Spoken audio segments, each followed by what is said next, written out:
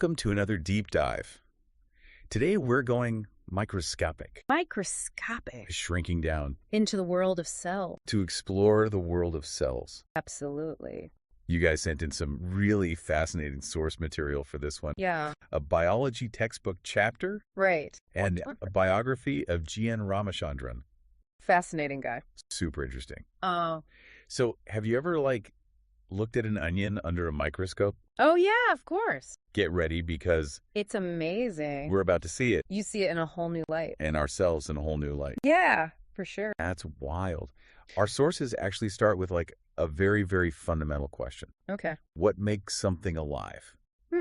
That's a big one. Like what separates us from a rock? Yeah, good question. The textbook Yeah. points to the answer, the cell. Okay. It's the smallest unit that can carry out all the processes we associate with life. So cells are like the building blocks of Yeah. every living thing. Exactly. Oh, wow. The fundamental unit of life. That leads us to cell theory. Cell theory. I remember learning about this. Yes. What is that again? So the cell theory is like a foundational concept in biology, Okay. and it has three main parts. Okay. It states that all living organisms are made up of cells. Okay. So from a single-celled bacteria to a complex human like us. Exactly. All made of cells. Wow. That's the first part. What's the second part? Second part is that cells are the basic unit of both structure and function Okay. in living things. So they're not just building blocks. Cool. They're also the sites of all the chemical reactions and processes that keep an organism going. So they're like little factories, Yes, exactly. each with its own Specialized job to do. little job. Yeah. That's crazy. And that brings us to the third and probably the most revolutionary part of the cell theory. Okay, tell me. Back in the day, Yeah. people used to believe in this idea called spontaneous generation. What was that? That was the idea that living things could just poof, Disappear. appear out of nowhere from non-living matter. Exactly. Like frogs appearing from thin air. What? Yeah, that was a common belief. Wow. But the cell theory debunked that Oh. by stating that all cells arise from pre-existing cells Okay. through cell division. So no spontaneous generation. No spontaneous generation. So every living thing starts from a single cell. Exactly. That single cell divides and divides. Wow. And then eventually Creates all the different tissues and organs. that makes up an organism. Exactly. That's incredible. I know, though, that not all cells are created equal. You are absolutely right. Right. There are two main types of cells, Okay. prokaryotes and eukaryotes. Okay, I remember those words. Prokaryotes are like the simpler, more ancient cells. Okay. They don't have a true nucleus. What does that mean? Their DNA just kind of floats around in the cytoplasm. Oh, so like bacteria are prokaryotes. Bacteria, the classic example of prokaryotes. Right, they're everywhere. Everywhere. They come in all sorts of shapes. Some are rod-shaped, some are spherical, some are spiral. It's amazing how diverse. Yeah, very diverse. Very important, too. For our world, For our world, some are good, some are bad. good and bad. What about eukaryotes? Eukaryotes are the more complex cells. Okay. They have a membrane-bound nucleus Okay. to protect their DNA, Huh? and they have all these specialized little compartments inside called organelles. So like our bodies are made up of eukaryotic cells. Yes, exactly. We are eukaryotes. Okay. Think of eukaryotic cells like miniature cities, Okay. each with its own little infrastructure And its own little workers. and workforce doing specific jobs. That's crazy to think about. Yeah. And there's such a range in size of cells, too. Oh, absolutely. The largest single cell What is it? is an ostrich egg. Wow. You can see that with the naked eye. That's wild. Compare that to the tiny bacteria like mycoplasma, Yeah. some of the smallest cells we know. It's amazing how diverse It really is. they are. Okay. I'm ready to journey inside one of these eukaryotic cells. All right, let's go. Where should we start? Let's start with the outer boundary, Okay. the plasma membrane. Okay. Think of it like a dynamic, Okay. selectively permeable barrier. So it's not just a solid wall. No, it's much more dynamic than that. Right. It's made of what we call a phospholipid bilayer. What is that? Imagine it like a sandwich Okay, I like sandwiches. with two layers of fat molecules. Okay. The bread of the sandwich is hydrophilic, meaning it loves water, Okay. and the filling is hydrophobic, meaning it hates water. So the membrane interacts with both the watery environments and the less watery ones. On the inside and the outside of the cell. And this Yeah. structure allows it to control Uh-huh. what goes in and out of the cell. So it's like a border crossing. Yes. A very carefully guarded border crossing. What lies beyond that? Beyond the plasma membrane, we have a fascinating network of interconnected compartments called the endomembrane system. Boy. This system is responsible for manufacturing, processing, and transporting molecules within the cell. So it's like a delivery service. It is like a complex and efficient delivery service. Okay. We have the endoplasmic reticulum, or ER, ER. which acts like a manufacturing and transportation hub, Okay. synthesizing proteins and lipids. Okay. Then we have the Golgi apparatus, Oh, Golgi. which acts as the packaging and shipping department. Wow. So organized. Very organized. What about waste disposal? For waste disposal, we have lysosomes, Lysosomes. which are like the recycling centers of the cell. Okay. They contain enzymes that break down waste materials and cellular debris. And vacuoles. Vacuoles are like storage units Okay. holding water nutrients Right. or even waste products. That's incredible. It's like a whole little world in there. It is a whole world. What about the power source for all this activity? For that, we have the mighty mitochondria, The powerhouse of the cell? the powerhouses of the cell. Why are they so important? They are responsible for producing energy Okay. in the form of ATP. Which is the fuel that powers all cellular processes. So, like, why we need oxygen to breathe. Exactly. Oxygen is essential for the mitochondria Gross. to produce ATP. So our breath is tied to these tiny little Tidy but mighty? energy factories. Yeah. What's even crazier, What's that? that they have their own DNA. They do have their own DNA, Right. separate from the cell's main DNA. How is that possible? Well, it's thought that mitochondria were once independent bacteria What? that were engulfed by early eukaryotic cells. Oh, wow. And over time, Yeah. they formed a symbiotic relationship. So it's like a cell within a cell. It's a fascinating example of coevolution. That's amazing. And speaking of organelles with their own DNA, Okay. plant cells have chloroplasts. Right. The sites of photosynthesis, Exactly. They capture light energy Ah. and convert it into sugars. which is how plants make their own food. That's how plants make their Using sunlight. using sunlight. I remember seeing those diagrams of the thylakoid membranes. Yes.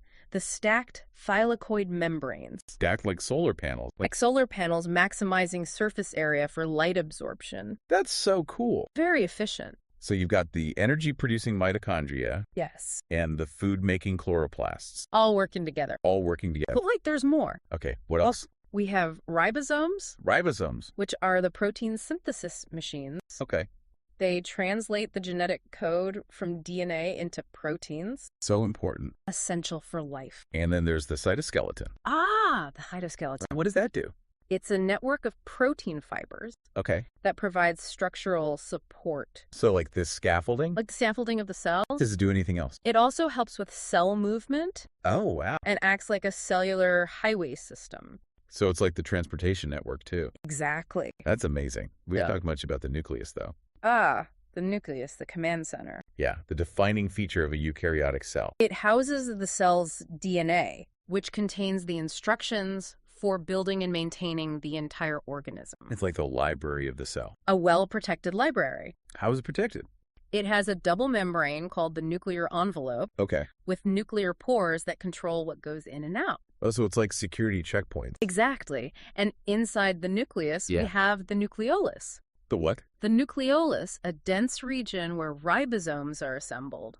What are ribosomes again? Remember, those are the protein synthesis machines. Right, right. So the nucleolus is like the library's printing press, Hey. churning out copies of important information. Wow, it's amazing how complex this all is. It is incredibly complex. I'm starting to see it all as a system, not just a jumble of parts. It is a beautifully orchestrated system. What about the DNA inside the nucleus? The DNA is packaged into chromosomes, Okay. which are thread-like structures that become visible during cell division. Okay. Think of them like organized bundles of DNA, Um, ensuring its proper distribution when the cell replicates. So like filing cabinets for genetic information. Excellent analogy. And each chromosome has a centromere. Yes, the centromere. What's that? It's a constricted region that acts like a clasp, A clock. holding the chromosome together. Okay. It plays a crucial role during cell division. So we've got all these complex structures, and our other source material Yeah. talks about a scientist who helped us understand them. G.N. Ramachandran. Yeah, G.N. Ramachandran. Have you heard of him? Oh, of course, Ramachandran. His work was groundbreaking. What did he do? He was fascinated by collagen, Collagen. the most abundant protein in our body. Oh, yeah. That's what gives our skin its elasticity. That's one of its many roles. Okay. He used a technique called X-ray diffraction Uh-huh. to reveal that collagen has a unique triple helix structure. A triple helix. Imagine 3 protein strands twisting around each other like a strong rope. That sounds so complex. It is, and this Yeah. discovery revolutionized our understanding of this protein. Wow. What else did he do? He also developed the Ramachandran plot. What's that? It's a method for analyzing the possible shapes Okay. that protein chains can adopt. Huh. It's a tool that's still widely used today. Wow. So his research is helping to create new medicines. It is incredibly valuable in fields like drug design and protein engineering. Wow. Okay. Let's take a moment to reflect on what we've learned Yeah. about this incredible world inside a cell. It's quite a journey, isn't it? Yeah. And we've only just scratched the surface. I'm already blown away. There's so much more to explore. I can't wait. I mean, it's really amazing to think about how all those different parts of the cell, the organelles, Yeah. manage to work together. Right. It's like a microscopic city, but without traffic jams. Exactly. And it's not like they have little cell phones to Yeah. communicate with each other. They have like a Special way. intricate communication systems, though. Oh, wow. Yeah. They send signals to each other, exchange molecules. And work together to ensure that the cell survives and functions properly. So there's definitely like a method to the madness. Oh, absolutely. It's not just random. It's a very organized and coordinated process. Okay, so what would be an example of that? Well, remember the endomembrane system we talked about? Yeah, the ER and the Golgi. Exactly. That's a prime example of coordination. Okay. So the ER manufactures proteins and lipids Yeah. and then packages them into tiny vesicles. Like little delivery trucks. Exactly, little delivery trucks. Okay. And those vesicles transport their cargo to the Golgi apparatus. Okay, and what happens there? The Golgi apparatus acts like a sorting center. Uh, It receives the vesicles from the ER, Uh-huh. further processes the molecules, okay. and then sorts and packages them into new vesicles Wow. for delivery to their final destinations. So it's like a highly efficient postal service. Exactly. What about the other organelles, like the mitochondria and the chloroplasts? Right. They're not part of the endomembrane system. But they still play vital roles in the whole process. in this cellular orchestra. Okay. They communicate and exchange materials with other organelles to maintain the cell's overall harmony. So even though they're not directly connected, Right. they're still on the same team. Exactly. Think about this. Okay. Mitochondria need a steady supply of pyruvate, Okay. which is a product of glucose breakdown Yeah. to produce ATP, Right. ATP. the cell's energy currency, Got it. and chloroplasts, which produce glucose through photosynthesis, Okay. require ATP from the mitochondria to power their processes. So they actually kind of need each other. They do. It's a beautiful example of interdependence. Wow. So it's like a delicate dance Yes. where each partner relies on the other. Exactly. And it's not just those two. Yeah. Remember ribosomes, Uh-huh. the protein synthesis machines? Yeah. Essential for every organelle. Okay. They produce the proteins that each organelle needs to carry out its specific tasks. Wow, so it really is like this complex web It is. of interaction A web of interactions all working together to create life. to create the symphony of cellular life. That's beautiful. It makes me rethink that whole idea of survival of the fittest. Interesting. It seems like cooperation is just as important as competition, That's a very insightful observation. I like that. even at the cellular level. Yeah.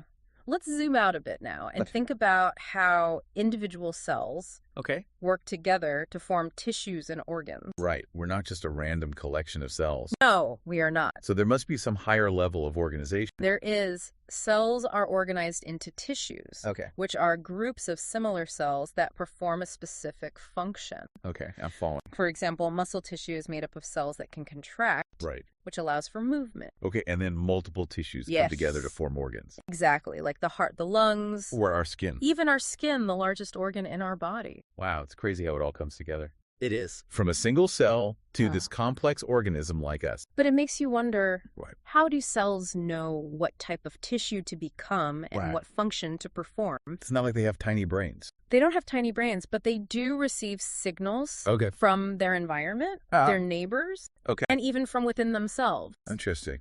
These signals influence gene expression, Okay. turning specific genes on or off, Oh, wow. which ultimately determines a cell's fate. So it's like a cellular GPS That's a great analogy. guiding each cell to its role. Exactly. Yeah. It's a remarkably precise process. So it's not just about the parts of the cell, Right. but how those parts communicate and respond to Exactly. create this diversity of life. It's all about communication and coordination. That's fascinating. And this brings us back to G.N. Ramachandran. Yes, Ramachandran. Remember his work on protein structure. Of course. Well, understanding how proteins fold and interact is crucial for understanding these cellular signaling pathways. Absolutely. I'm starting to see the connection. So how does his work help us understand these signals? Well, many of these signals involve proteins interacting with each other. Okay.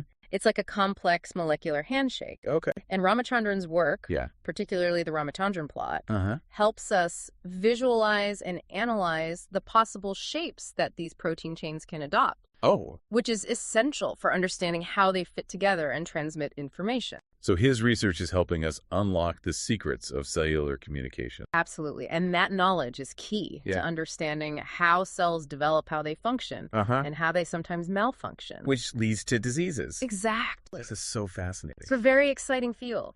It seems like Ramachandran's work, though, focused on this tiny world of molecules, Yeah, has implications for understanding life on a much larger scale. it does. His contributions to structural biology have had a ripple effect throughout various fields, from medicine to biotechnology. It's amazing. It's a testament to the power of basic research and Yeah. the interconnectedness of scientific knowledge. I'm so glad we did this deep dive. Too, It's been an eye-opener. it really shows you. I'm seeing cells not just as these tiny building blocks, Right. but as these dynamic interconnected systems Yes. that orchestrate the symphony of life. That's a beautiful way to put it. And remember, Really? this symphony is playing out within each of us right now, Really? in trillions of cells working together to keep us alive and functioning. It's incredible. It's a remarkable symphony of life. Yeah, it really is amazing to think that all this is happening Right. inside of us, Right now. orchestrated by these Yeah, tiny see little that? cells. What's powerful? It's kind of mind-blowing. It is. We're really just beginning to understand Yeah. the complexity of the cellular world. Right. There's still so much we don't know. Like what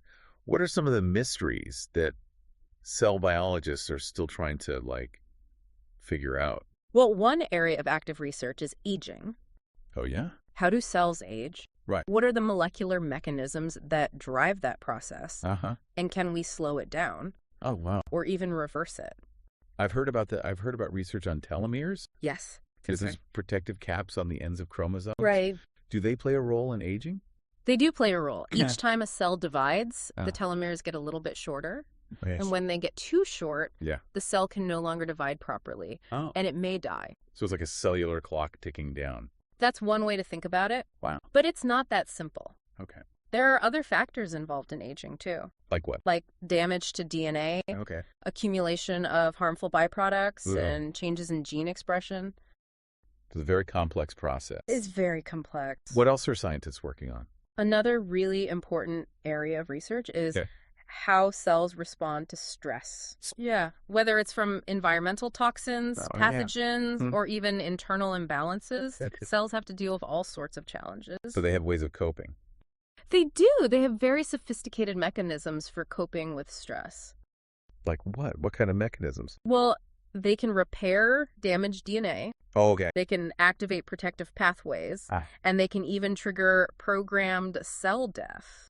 What? Yeah, it's called apoptosis. Apoptosis. What is that? It's basically a way for the cell to self-destruct Oh, wow. if it's too damaged or if it poses a danger to the organism. So it's like a self-destruct button? It's a way to eliminate problematic cells. Oh, wow. That's kind of intense. It might sound dramatic, but Yeah. it's actually a very important process for maintaining overall health. Oh. It's like removing weeds from a garden Okay. so the healthy plants can thrive. So it's a form of quality control. Exactly. I never thought of it that way. And understanding how these stress responses work is crucial for developing new treatments for diseases. Right. Because a lot of diseases are probably caused by Many diseases are linked malfunctions in the cell. to disruptions in these cellular defense systems. Oh, wow. So if scientists can figure out how to boost those defenses, Exactly. or maybe target those malfunctioning cells, That's the goal. then they can treat those diseases. It's a very promising area of research. Wow. And I've also heard about cell-based therapies. Oh, yes. Like using stem cells Some cell. to regenerate tissues. Yes. That sounds like science fiction, It does sound like science fiction. but it's becoming a reality. It is becoming a reality. Yeah. And it all comes back to understanding those Ah. fundamental principles of how cells work. Right. The knowledge that scientists like Ramachandran helped us to acquire.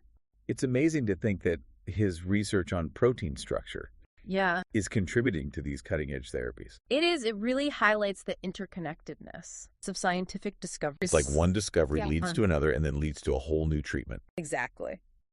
Wow. This deep dive has really opened my eyes to this incredible world of cells. Me too. They're not just these tiny little building blocks. No. They're dynamic, Different. resilient, Resilient. and endlessly fascinating. They are. It's a world that's worth exploring. Absolutely. Yeah.